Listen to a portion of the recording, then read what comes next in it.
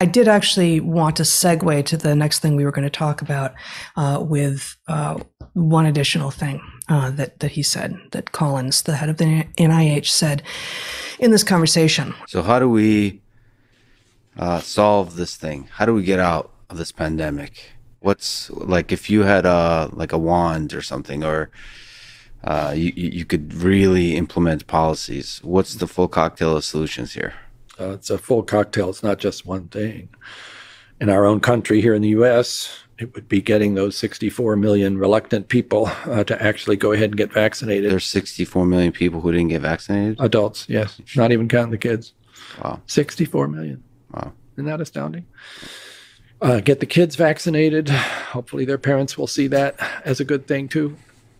Get those of us who are due for boosters boosted, because that's going to reduce our likelihood of having breakthrough infections and keep spreading it.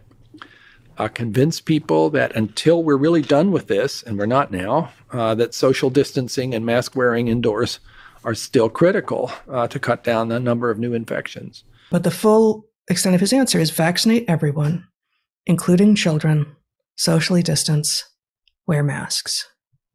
That is it.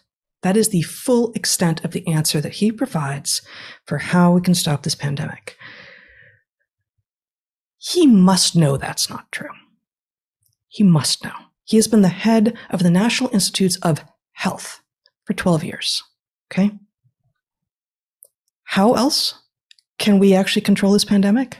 How can individuals actually take control of their own health besides getting vaccinated and wearing masks and socially distancing, which are the three things, and making sure that their children get vaccinated if they have young children? These are the only things that he says individuals can do in order to help control this pandemic. No, he is wrong, and he knows he is wrong.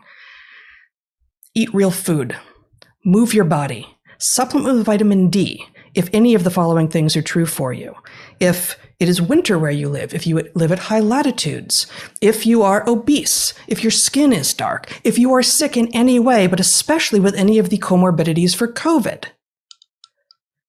There are a tremendous number of things that people can do to actually take control of their own health. And by doing so, the outcomes for COVID, the chances that you will get it and the chances that you will get really sick from it, go down dramatically.